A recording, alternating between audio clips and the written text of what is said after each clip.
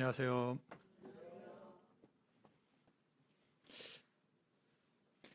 비 준비하시니 특송을 좀 하셔야 될 것 같습니다. 비가 너무 안 와서 너무 더우시죠? 예전에 그 학생들하고 같이 완도 개폭교에 갔었는데 거기서 그때 학생들이 비 준비하시니 찬양을 올려드렸어요. 그 후로 한 일주일 동안 비가 계속 왔었어요. 그래서 앞으로 한 달간 그 찬양을 금지곡으로 했었는데 좀 자주 부르셔야 될 것 같습니다. 어,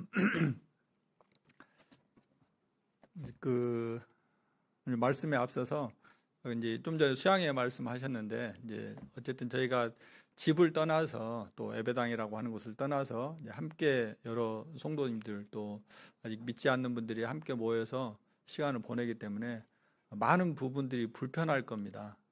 근데 이제 교회라고 하는 곳은 나의 유익, 나의 기쁨, 나의 만족을 위하는 곳이 아니고 타인을 먼저 생각하는 곳이 교회잖아요. 우리 주님이 그러하셨던 것처럼 그래서 수양의 기간 동안 이제 그런 것들이 있으시더라도 좀 감내하시고 또 함께 이렇게 해주셨으면 좋겠습니다.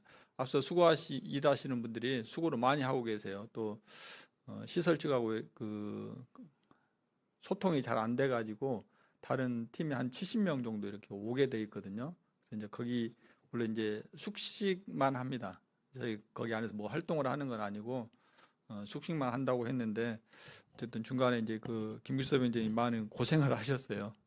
그래서 물론 이제 필요한 부분들은 진행부 이렇게 말씀하시고 하셔야 되지만 다소 불편하신 부분들이 있으면 또 어쨌든 좀 감내하시고 또 저희들은 하나님을 믿는 사람들이니까 거기 안에서 이렇게 선한 간증을 나타낼 수 있도록 그런 시간들이 되어졌으면 좋겠습니다. 또 한 가지는 이제 제가 항상 그 만찬 예배 때 많은 분들이 이렇게 이제 함께 참여해서 만찬 예배 하고 있는데 제가 이제 대충 카운트를 해봅니다. 그러면 아직까지 참여를 안 하시는 형제님들이 많이 계세요. 물론 여러 가지 이유가 있을 수 있겠지만 어쨌든 우리가 주어진 시간 안에서 하나님 앞에 감사드리고 또 예배를 올려드려야 되기 때문에 가급적이면 짧게 준비하시는 게 좋다. 근데 대부분 본인들은 다 짧게 한다고 생각해요. 그래서 이제 스스로 이제 시간을 체크해 보시면 됩니다. 내가 할 때 타이밍 눌러 보시고 어느 정도 내가 시간을 사용하고 있는지 확인하셔서 짧게 하시고 그래서 다른 형제님들이 다 이렇게 만찬에 참여하실 수 있도록 감사에 참여하실 수 있도록 그렇게 배려해 주셨으면 좋겠습니다. 기훈 형제님이 너무 감사를 드리고 싶은데 참여하고 싶은데 시간이 없어서 못하는 것 같아요. 우리 청년 형제님들도 일에 제가 올 초에 말씀을 드렸어요. 청년의 시간에 여기에 목숨 걸어야 된다. 한 주 바짝 했는데 그 뒤로 조용해졌어요. 목숨을 다 내놔버린 것 같아요. 더 분발하시고 주님이 나를 구원해 주신 그 일에 우리가 목숨 걸 만한 가치가 있습니다. 그분을 기억하는 것, 또 작은 짧은 말 한마디라도 하나님을 향한 감사가 드려질 때 하나님이 기뻐하십니다. 네, 말씀을 보겠습니다. 제목을 같이 한번 읽어보겠습니다. 시작.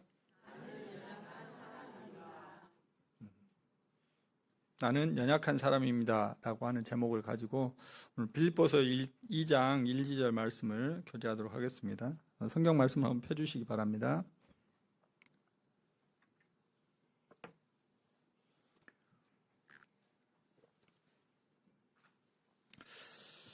네, 신약성경 319페이지입니다. 다 같이 한번 읽도록 하겠습니다. 시작.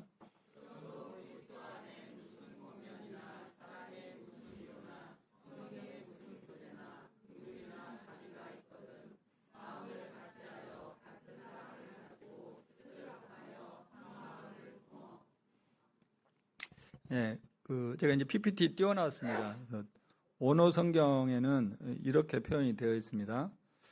그러므로 그리스도 안에 무슨 권면이나 사랑의 무슨 위로나 성령의 무슨 교제나 긍휼이나 자비가 있게 되므로 이렇게 되어 있습니다.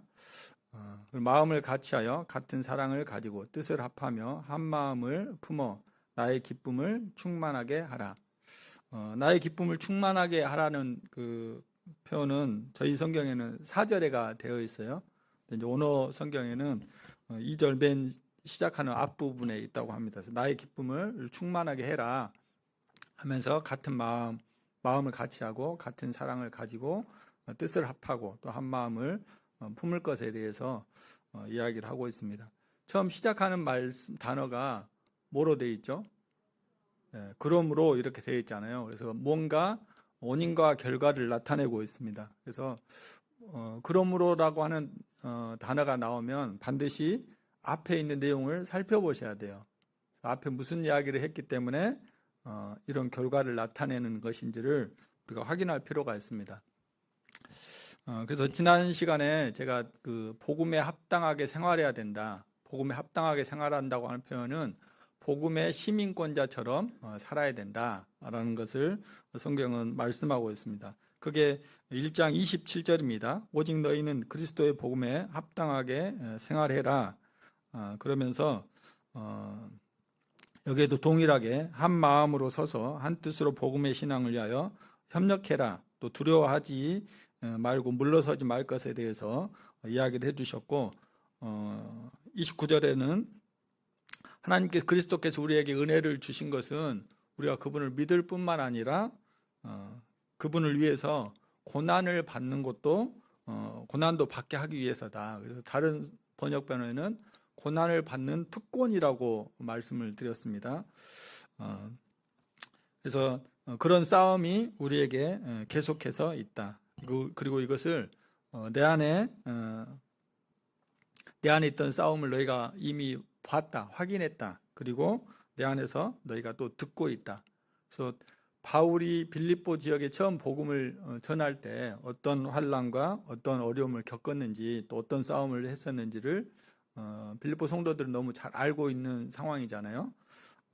그래서 우리에게 복음에 합당한 생활을 하다 보면 이런 일들이 일어나게 될 것이다. 이런 일들은 무엇이냐면 우리 그리스도 안에 무슨 권면, 그 다음에 사랑의 무슨 위로, 성령의 무슨 교제, 긍휼이나 자비가 우리에게 자연스럽게 나타나게 된다. 이것은 우리가 복음에 합당한 삶을 살게 될 때 나타나지는 현상을 이야기하고 있습니다. 그래서 우리 안에 그리스도 안에 권면이 필요하고 우리에게 사랑의 위로가 필요한 것입니다. 또 성령으로 함께 교제하는 그것이 필요하고 우리에게 긍휼과 자비가 필요하다는 것을 성경은 말씀하고 있습니다. 그래서 오늘 이 부분을 좀 더 물론 모든 것을 다 살펴보기는 어렵습니다. 그래서 그리스도 안의 권면과 사랑의 위로, 그 다음에 성령의 교제, 긍휼과 자비에 관해서 성경에서 말하고 있는 단편적인 부분들을 살펴보기를 원합니다. 먼저 그리스도 안의 권면입니다.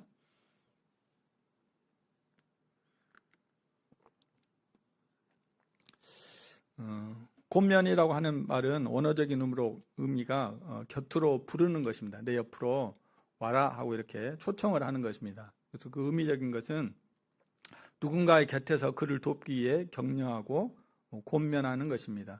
격려하는 것은 뭐죠? 그 사람을 이렇게 세우는 거예요. 그래서 긍정적인 측면을 이야기를 하고 있습니다. 그리고 권면하는 것은 부정적인 측면, 이런 거는 안 했으면 좋겠다, 하지 말아라 라고 권하는 것을 이야기를 하고 있습니다. 그래서 히브리서에도 우리는 부정적인 것들이 잘 보입니다. 사람들 눈에는. 그런데 히브리서에서는 서로 돌아보아 사랑과 선행을 어떻게 하라겠어요? 격려해라 이렇게 이야기하고 있잖아요. 그래서 서로 돌아보라고 하는 말은 아주 현미경으로 살피듯이 살피라는 이야기예요. 그래야 다른 사람의 사랑과 선행이 보인다는 겁니다. 근데 우리는 자연적으로 잘 안 보이죠, 그런 것들은. 그리고 다른 사람들의 잘못한 부분들만 잘 보여요. 그래서 이 격려하는 것보다 우리는 공개하는 것이 훨씬 더 익숙한 사람들입니다. 왜? 흠이 잘 보이니까. 성경에서 이 권면은 두 가지 것을 다 이야기를 하고 있습니다. 긍정적인 면은 격려하는 것. 그래서 무엇을 잘하는지, 무엇에 은사가 있는지, 또 무슨 선행을 하고 있는지 이런 것들을 찾아내서 그 사람을 격려하고 위로하고 또 그것을 통해서 계속해서 그 일을 해나갈 수 있도록 또 하나님 안에서 그것을 발전시켜 나가고 지속화할 수 있도록 하는 것이 바로 격려입니다. 지난주에 이승민 형제님이 이상준 형제님 한 일을 나팔을 불었다고 말씀을 하셨는데 나팔을 분 게 아니고 격려하신 거죠. 형제님 이런 선한 일을 하고 계십니다. 그래서 계속해서 그거를 더 확대해 가시라. 그래서 아마 교원 형제님들도 곧 초청하실지 모르겠어요.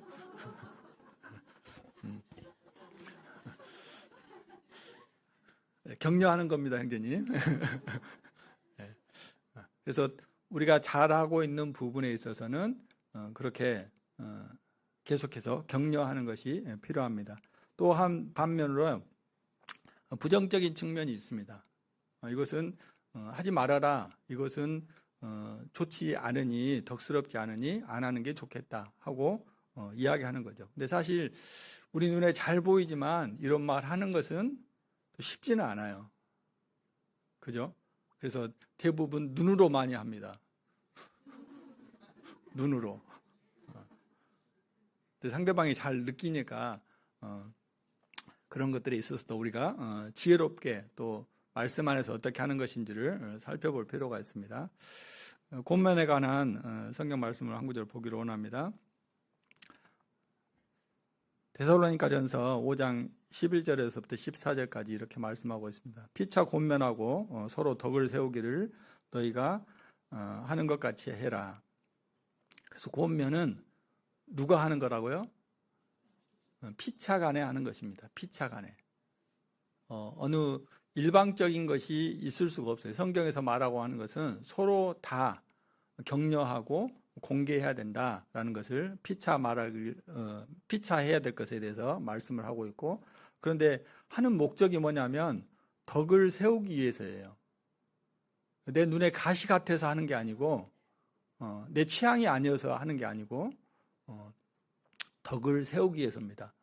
또 격려하는 것도 마찬가지입니다. 내가 그 사람을 내 편으로 만들기 위해서 하는 게 아니고 그 사람이 하는 일을 통해서 교회가 유익하기 때문에 교회를 계속해서 유익하도록 하기 위해서, 그런 덕을 세우게 하도록 위해서 격려하는 것입니다.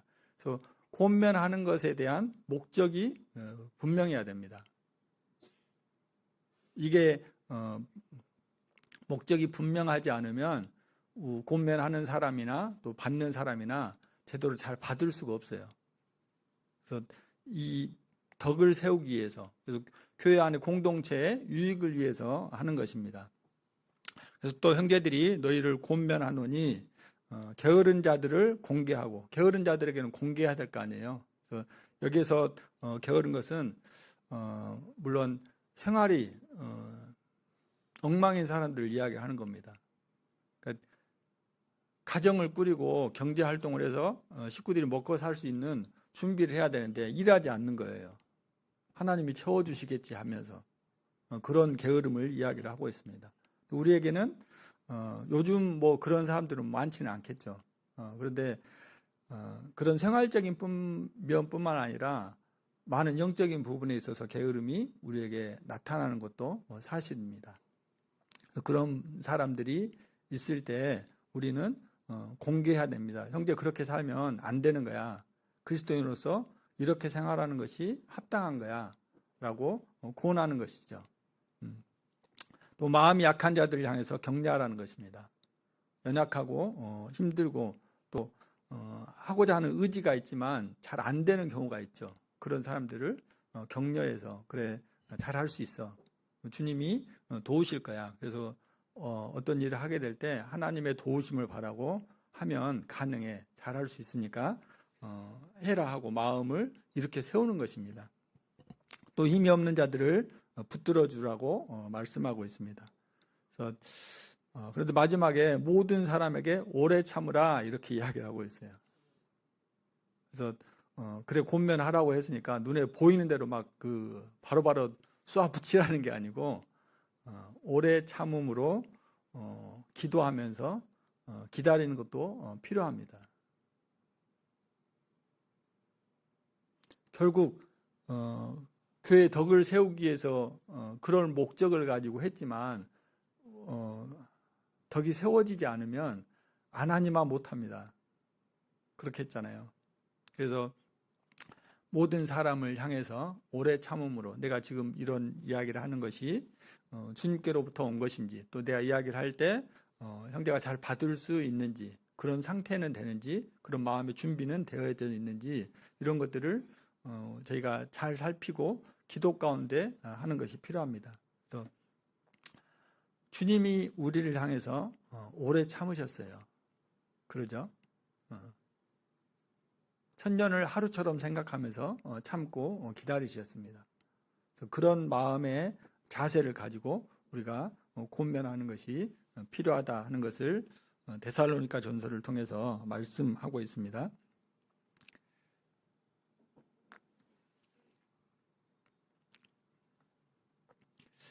또 우리에게 사랑의 위로가 필요합니다. 사랑의 위로는 언어적으로는 곁에서 말하는 것이다 라고 되어 있습니다. 그리고 의미는 누군가의 곁에 와서 위로의 말을 해주는 것을 이야기를 하고 있습니다. 그래서 적용하는 것을 생각하면 이것의 위로는 경우에 합당해야 돼요. 시기와 상황에 잘 맞아야 됩니다.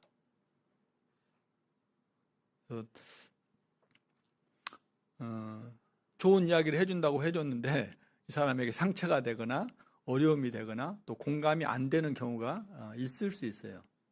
그래서 성경에서는 경우에 합당한 말을 어떻게 비유를 하고 있죠? 아로 새긴 은쟁반에 금구슬과 같아. 너무 아름답고 예쁠 거 아니에요. 너무 조화롭고 환상적인 궁합을 이야기를 하고 있습니다. 우리가 늘 이 경우에 합당한 말을 할 수 있도록 해야 되는 거예요. 성도들의 말이 왜 나는 말씀대로 했는데 말씀을 가지고 이야기하잖아. 이럴 수 있어요. 근데 말씀을 가지고 이야기하더라도 이것이 경우에 합당한 말이 돼야 되는 것입니다.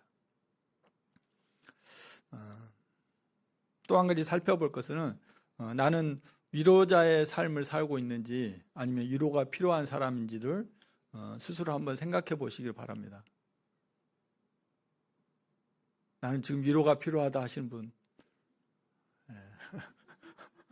잘 돌봐주시기 바랍니다. 힘드신가 봐요. 수양회 준비하는 선택할 때 때문에 선택하시면 번복하시면 안 됩니다. 김성희 자매 위로가 필요하니까 잘 돌봐주시기 바랍니다. 또 나는 위로자의 삶을 살고 있는가? 우리 이것은 뭐 성숙한 사람만이 항상 위로하는 것은 아니에요. 그들도 위로가 필요할 때가 있습니다. 그것은 상황에 따라서 다 다르게 나타날 수 있다. 그래서 때로는 내가 위로자일 수도 있고 때로는 내가 위로를 받아야 될 처지가 일 때도 있습니다. 자, 누가 위로자가 될 수 있을까요? 제가 문제를 내겠습니다.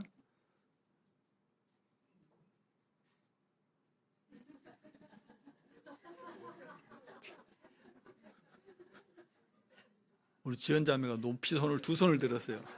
잘생긴 사람이면 위로가 된가 봅니다. 위로가 많이 되시는가 보네. 어떤 면에서는 돼요. 네. 또 성격 좋은 사람, 고개를 끄덕이신 분들이 많네요. 말 잘하는 사람, 별로 공감을 안 하시는 것 같아요. 자,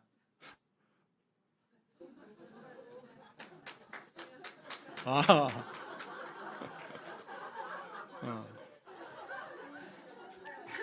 근데 제가 쓰다 보니까 잘못 쓴 것 같아요. 돈 잘 쓰는 사람이 이렇게 해야 되는데, 그죠? 돈 많은 사람은 별로 이러가 안 돼요. 오히려 짜증이 나고, 우리하고 너무 결여다네. 돈 잘 쓰는 사람을 바꾸겠습니다. 돈 잘 쓰는 사람. 너무 공감하시는 것 같은데. 자, 잘생기고 성격 좋고 말도 잘하고 돈도 잘 쓰는 사람. 자, 몇 번인가요? 5번. 네. 그럴 줄 알았습니다. 성경은 누가 위로자가 될까요? 라고 말하고 있을까요?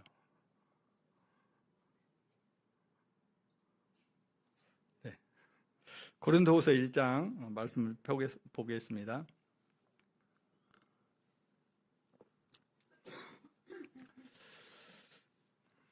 고린도후서 1장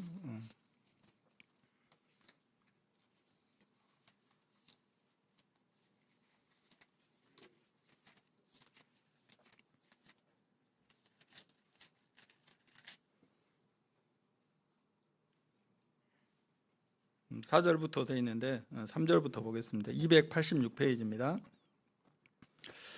찬송하리로다. 그는 우리 주 예수 그리스도의 하나님이시오 자비의 아버지시오 모든 위로의 하나님이시며. 네, 하나님이 우리의 위로자가 되신다고 말씀하십니다. 모든 일에 넉넉하게 위로하시는 분은 하나님이십니다. 4절입니다. 우리의 모든 환난 중에서 우리를 위로하사 우리로 하여금 하나님께 받은 위로로서 모든 환난 중에 있는 자들을 능히 위로하게 하신다. 이 말씀을 보면 환난을 받았던 사람, 환난을 경험했던 사람들이 하나님으로부터 위로를 먼저 받습니다. 그리고 그런 사람이 다시 똑같이 환난을 겪는 사람들을 위로한다는 것입니다. 자, 성경은 누가 위로자라고 말씀하십니까? 네, 환난 가운데 하나님으로부터 위로를 받았던 경험이 있는 사람들이 위로자가 되는 것입니다. 돈 잘 쓰고 얼굴 잘생기고 이런 사람들이 위로자가 아니고요. 성경에서 말하고 있는 것은 어려움을 겪고 그 일로 하나님으로부터 위로를 경험한 사람. 그래, 하나님은 모든 위로의 하나님이시야. 이것을 경험하고 알았던 사람들이 그들이 다시 그 어려움을 겪었던 사람들을 위로하게 된다는 것입니다. 어려움을 겪고 계신 분들 있으시죠? 어려움을 겪었던 분들 있으시죠? 네, 하나님께서 여러분들에게 그와 같은 어려움을 허락하신 이유는 먼저 하나님께서 여러분들을 위로하기 위하심입니다. 그분은 모든 위로의 하나님이십니다. 그렇게 해서 여러분들의 마음을 회복시키실 겁니다. 그리고 이후에 당신과 똑같은 고난을 겪는 사람들, 아픔을 겪는 사람들, 상처를 받는 사람들을 위로하도록 사용하실 것입니다. 그것을 위해서 우리에게 어려움과 환난과 고난을 주시는 것입니다.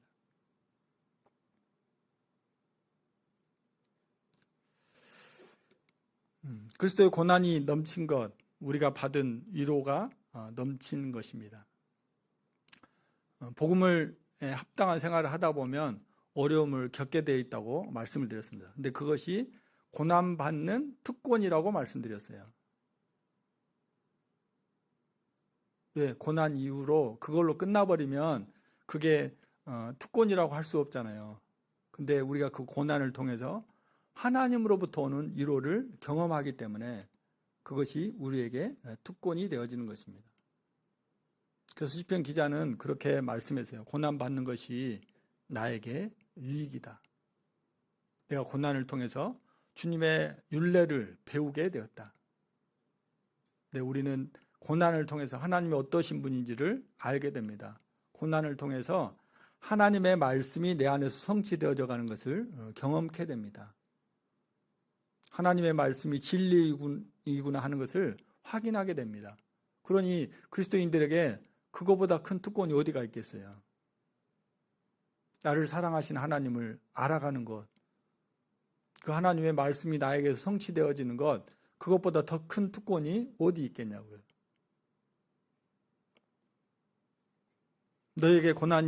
너희가 고난에 참여하게 된 것은 위로에도 그러할 줄을 알고 있다. 하나님이 우리에게 고난만 주고 그것으로 끝내는 게 아니고 고난을 통해서 우리를 위로하시는 분입니다. 넉넉하게 위로하시는 모든 위로의 하나님이 되신다는 겁니다.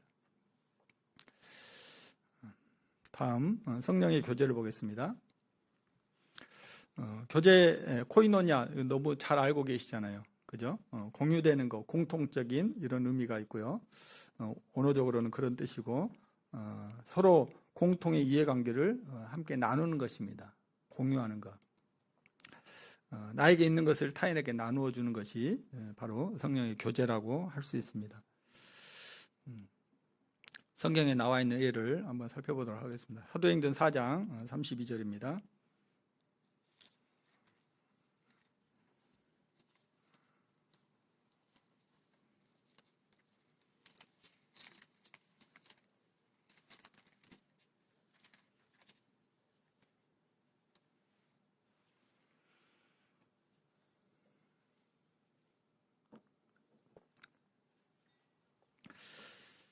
신약성경 193페이지입니다. 사도행전 4장 32절부터 37절까지 함께 교독하도록 하겠습니다. 제가 먼저 32절부터 읽겠습니다. 믿는 무리가 한 마음과 한 뜻이 되어 모든 물건을 서로 통용하고 자기 재물을 조금이라도 자기 것이라고 하는 이가 하나도 없더라.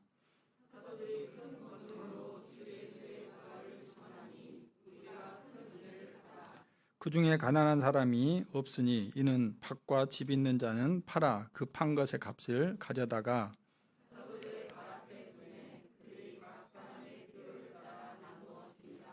구브로에서 난 레이족 사람이 있으니 이름은 요셉이라 사도들이 일컬어 바나바라 번역하면 위로의 아들이라 하니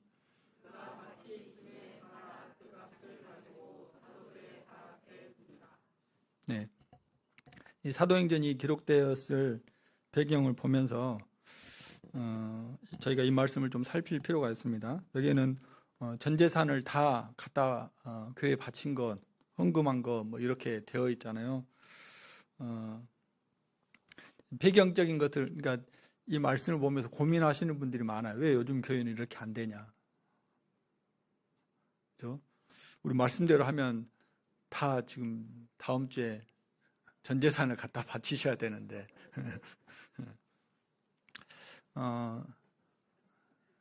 오순절날 성령이 임하셨잖아요. 그리고 그때 이미 많은 디아스포라 유대인들이 예루살렘에 모여 있었습니다. 그때 성령이 임했고 복음이 폭발적으로 증거가 됐습니다.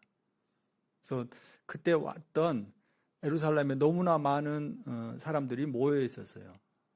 그들이 기거해야 될 거, 먹어야 될 음식 이런 것들이 만만치 않았습니다. 더군다나 구원받은 사람들이 막 늘어났잖아요. 그러니까 바나바의 마음 가운데 그런 마음이 들었습니다. 내가 가지고 있는 것을 하나님 앞에 드려서 이들을 먹여야 되겠구나, 이들을 재워야 되겠구나. 당시 그런 그 시대적인 배경이 있습니다. 그래서 자기에게 있는 것을 하나님 앞에 드린 겁니다. 교회에게 드렸어요. 그리고 그것을 사도들이 공정하게 이렇게 잘 나누어 주었습니다. 그것을 통해서 여기 성경 말씀이 뭐라고 되어 있어요? 가난한 사람이 있다고요, 없다고요? 없다. 그러니까 물질이 공급이 되어져서 이게 다 나눠졌잖아요. 그래서 이거는 공산주의가 아닙니다. 여기는 자기 재산이 있다고 했잖아요. 그죠? 그러니까 사유재산을 인정하는 거예요. 공산주의하고 기독교하고는 결이 너무 다릅니다. 공산주의는 신을 인정하지 않아요. 사람을 인정하지 않습니다. 물질로 취급합니다. 그래서 사람이 죽어나가는 거 눈 하나 깜짝 안 해요. 그들의 믿고 있는 바가 그렇기 때문에 그래요. 전혀 성경적인 배경이 아닙니다. 어쨌든 이때 당시에 자기가 가지고 있는 것을 주님 앞에 드렸고, 그것을 통해서 교회가 고루 균형 있게 생활을 할 수 있도록 한 것이에요. 이것은 단편적인 겁니다. 교제는 그래서 물질을 드려야 된다 이런 측면만을 이야기하는 게 아니에요. 자기가 가지고 있는 것을 드리는 거예요. 성도들이 다 하나님께로 받은 은사들이 있잖아요. 그래서 그것을 하나님 앞에 드려서 다른 성도들을 유익하게 하는 것입니다. 이게 바로 교제예요. 그래서 삶을 실제적으로 나누는 것이에요. 그래서 가난한 사람들이 우리 가운데 있다고 하면 우리가 이런 삶을 나누는 교제를 하지 않은 것입니다. 우리 가운데 영적으로 궁핍한 사람이 있다. 그러면 말씀을 공급하는 일이 잘 되어지지 않는 거예요. 말씀으로 교제하는 일이 잘 되어지지 않은 것입니다. 정서적으로 어려움을 겪고 있는 사람이 있다. 그러면 같이 공감해주고 그 사람의 마음을 어루만져주고 했던 교제가 잘 이루어지지 않은 거예요.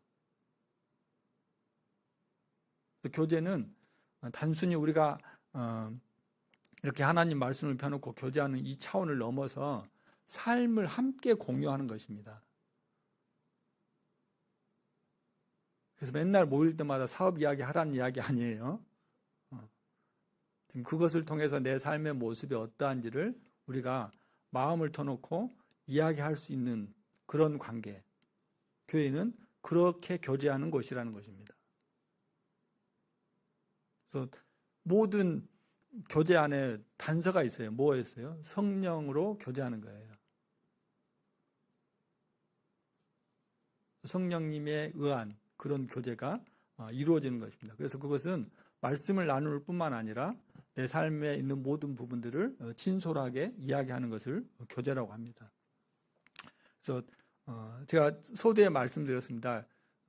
오늘 이 주제들을 단편적으로 살펴보겠다. 세세하게 다 살펴볼 만한 시간들이 안 되기 때문에요.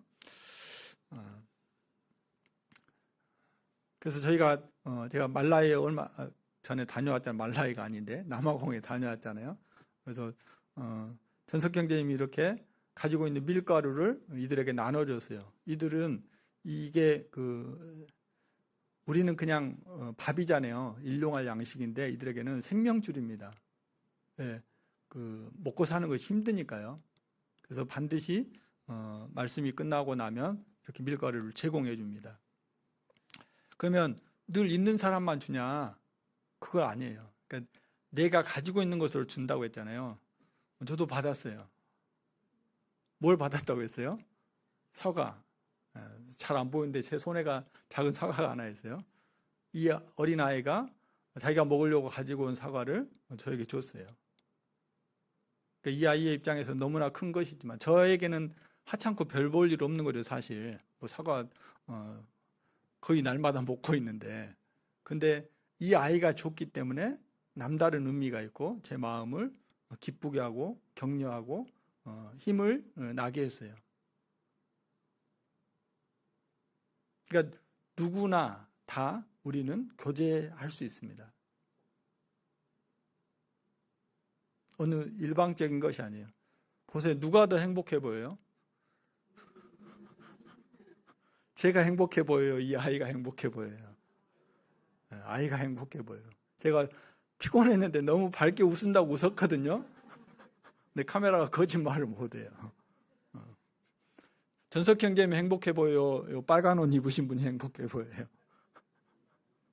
전석 형제님이 행복해 보입니다. 성령으로 교제하면 교제하는 사람에게 기쁨이 있고 힘이 있습니다. 우리는 늘 받는 데만 익숙하죠. 주님이 말씀하셨어요. 받는 것보다 주는 것이 복되다. 그 말씀을 믿으시면 오늘부터 넉넉하게 주시기 바랍니다. 네, 교제는 나에게 있는 것을 나누어 주는 것이 교제입니다. 다 같이 한번 읽어보겠습니다. 시작. 네.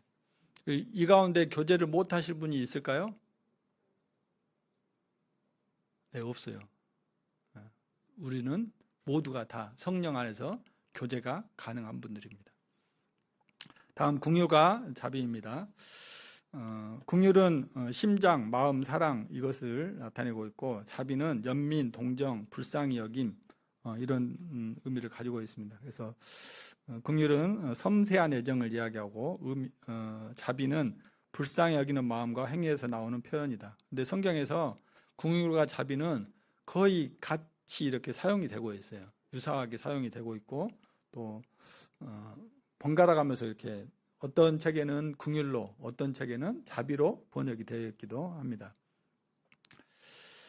불쌍히 여기는 마음에서 나오는 사랑과 연민의 섬김 이렇게 되어 있는데, 섬김에는 뭐가 따라가요?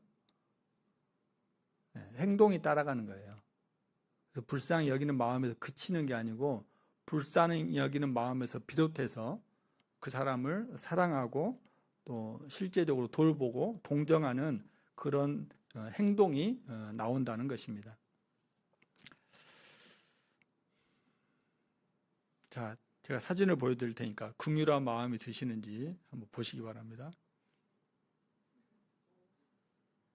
누군지 잘 모르시는 분도 계신 것 같은데, 그 테슬라 사장이 일론 머스크입니다. 돈 많은 사람이에요. 좀 긍휼한 마음이 드세요? 드세요? 제가 사진을 잘못 갖고 온 것 같네요. 다음 사진 보여드리겠습니다.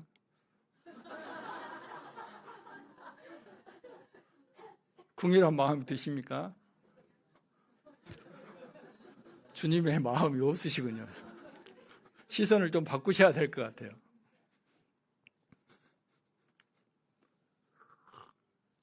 긍휼한 마음을 가질 시간 5초 드리겠습니다.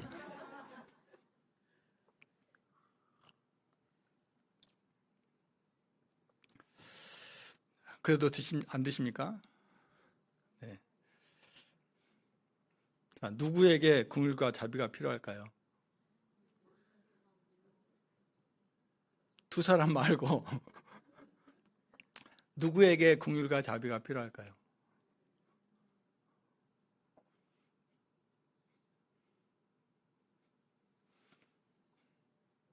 자, 제가 질문하겠습니다. 나는 긍휼과 자비가 필요 없어 하시는 분 손 드세요. 왜 저한테는 긍휼한 마음이 안 생기시는 거예요? 네, 긍휼한 마음을 가져주시기 바랍니다. 네, 에베소서 2장 말씀 보겠습니다.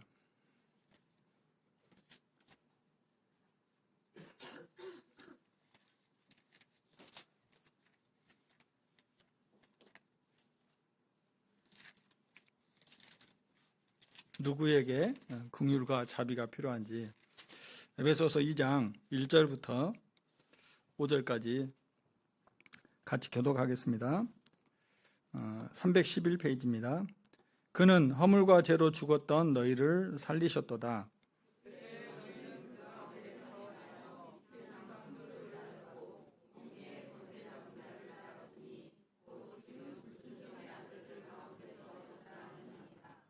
전에는 우리도 다 그 가운데서 우리 육체의 욕심을 따라 지내며 육체와 마음에 원하는 것을 하여 다른 이들과 같이 본질상 진노의 자녀였더니 긍휼이 풍성하신 하나님이 우리를 사랑하신 그 큰 사랑을 인하여 허물로 죽은 우리를 그리스도와 함께 살리셨고 너희는 은혜로 구원을 받은 것이라.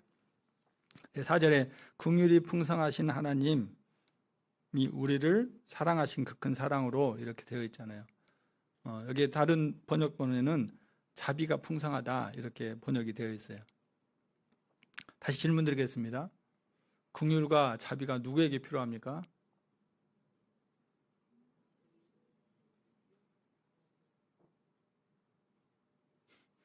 옹알이 하지 마시고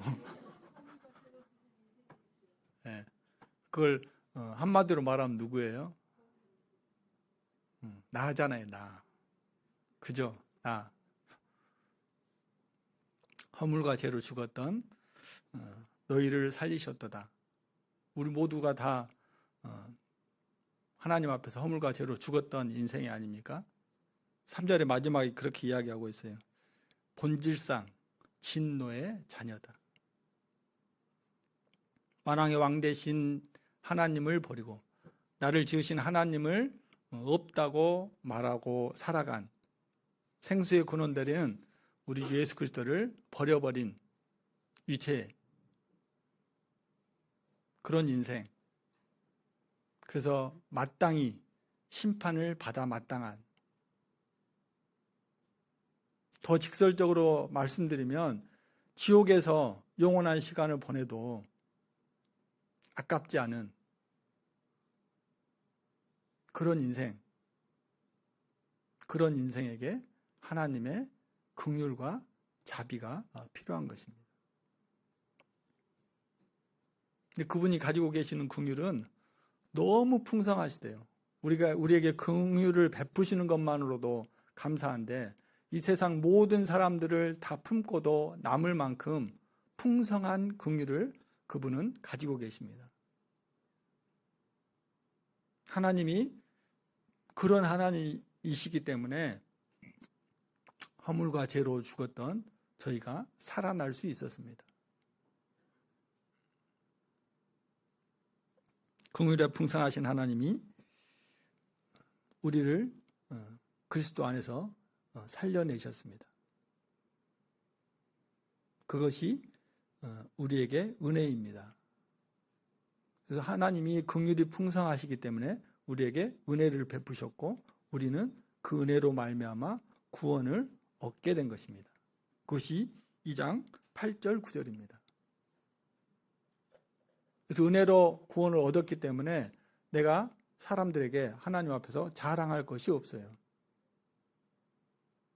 전적으로 하나님의 은혜임을 우리가 고백할 수밖에 없고 그 하나님 앞에 감사하는 것입니다.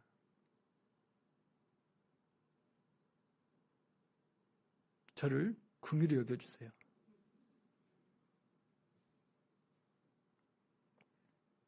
우리 모두에게 긍휼과 자비가 필요합니다.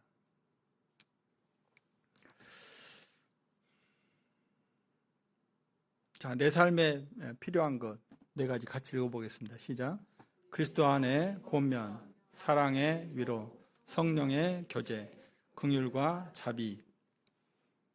동의하십니까? 아니, 나한테는 권면은 필요 없어. 이런 분들 계세요? 다른 건 다 필요해요. 위로도 필요하고 교제도 필요하고 긍휼과 자비도 필요한데 나는 권면을 하지 마. 이런 분 계세요? 네, 하나님이 필요해서 말씀하신 겁니다. 우리가 복음에 합당한 삶을 살다 보면 권면과 위로와 교제와 긍휼과 자비가 필요합니다. 자, 지금 이것을 받아야 될 사람들의 입장을 생각해 보세요. 어떤 사람에게 긍휼과 자비가 필요한가요? 뭔가 지금 잘못한 사람이잖아요. 그죠? 네. 어떤 사람에게 교제가 필요해요? 뭔가 결핍이 있는 사람이에요. 위로는요? 지금 어려움을 겪고 있는 사람이에요. 상처를 받고 있는 사람이에요. 권면은요? 물론 잘하는 부분도 있지만 그렇지 못하는 부분도 있다는 거예요. 모두가 다, 우리는 다 이런 입장에 있는 사람들이죠. 처음 제목이 뭐였어요? 나는 연약한 사람입니다. 네, 우리 모두는 이런 4가지의 하나님으로부터 오는 일들이 필요한 그런 연약한 사람입니다. 여기서 빌립보서의 수신자를 확인해 볼 필요가 있습니다. 1장 1절 보겠습니다. 빌립보서 1장 1절.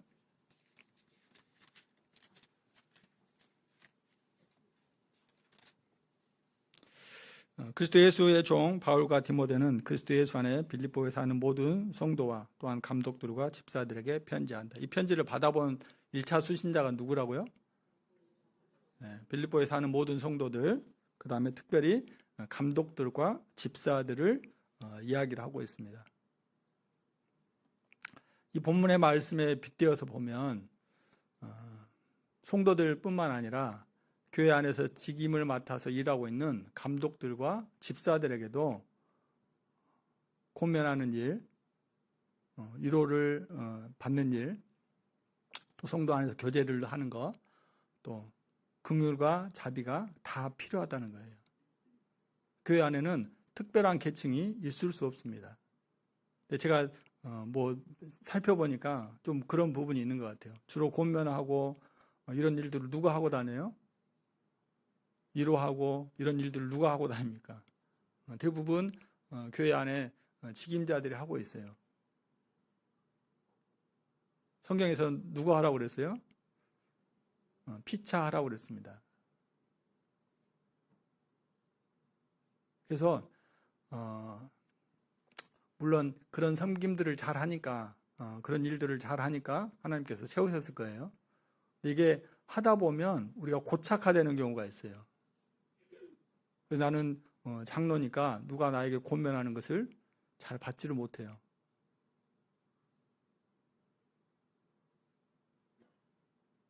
이런 표현을 감히 써요. 감히 나한테?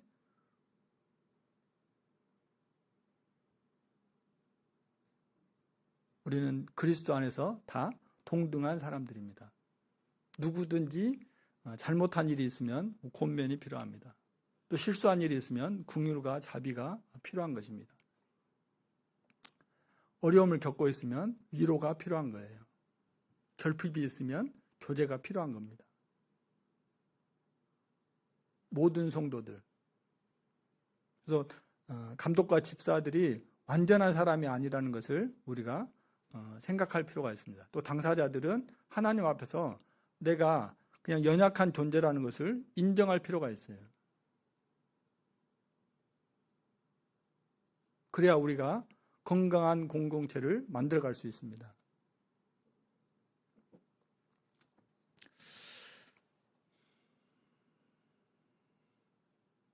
네, 권면과 위로, 교제, 긍휼과 자비는 형제들을 세우기 위함이라고 말씀을 드렸습니다. 정죄하기 위해서가 아니에요.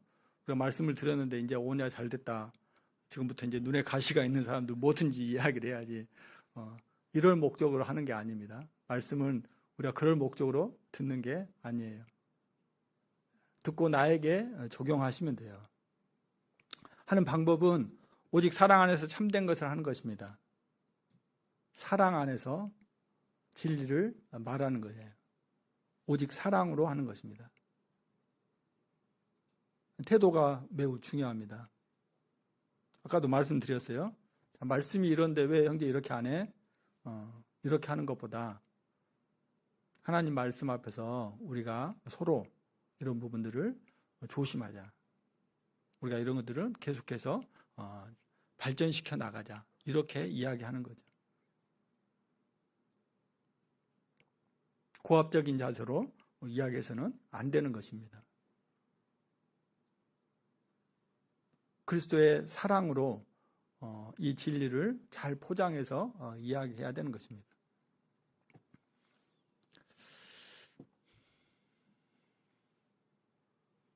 일 절을 다시 읽겠습니다. 시작.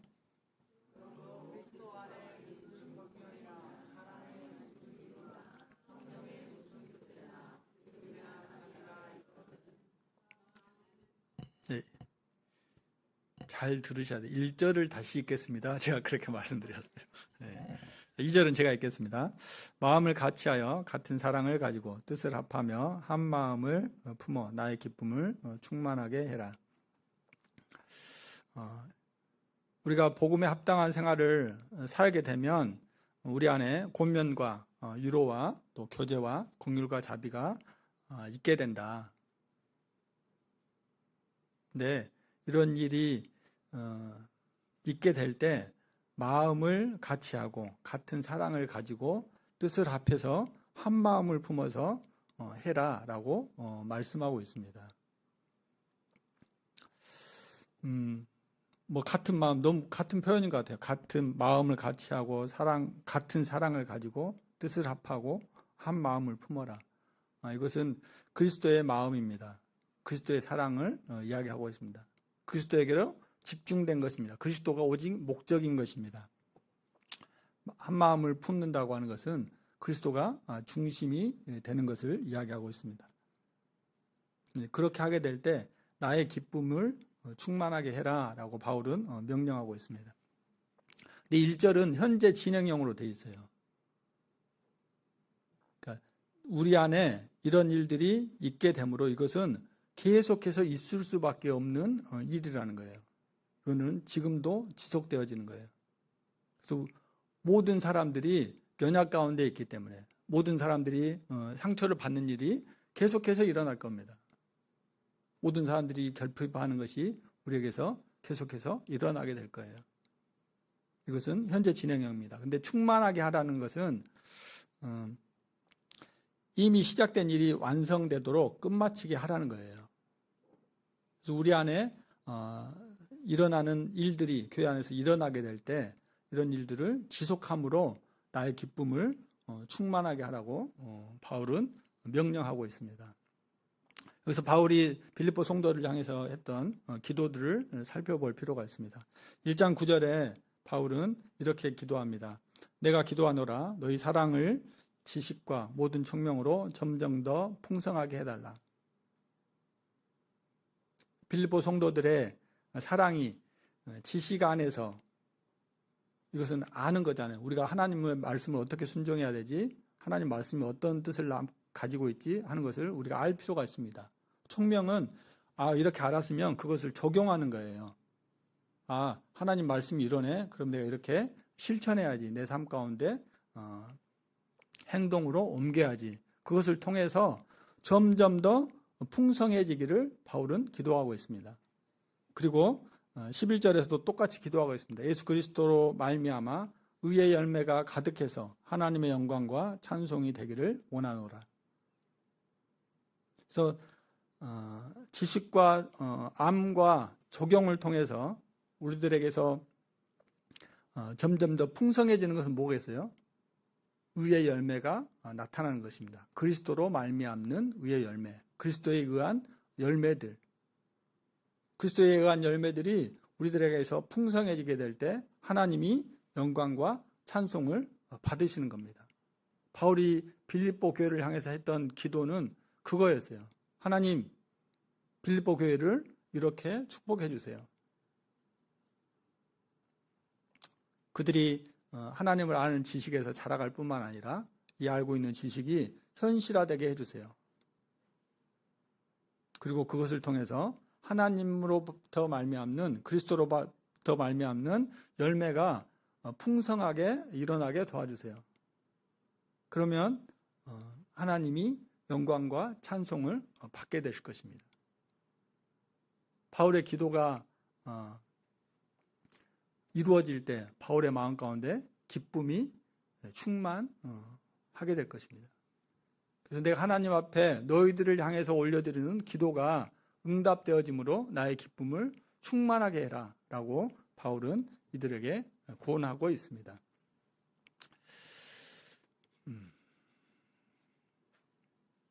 시간이 없어서 야고보서 1장 이 말씀은 지나가겠습니다. 야고보서는 이렇게 이야기하고 있습니다. 하나님의 말씀을 듣고 거울을 보는 사람에 대해서 이야기하고 있어요.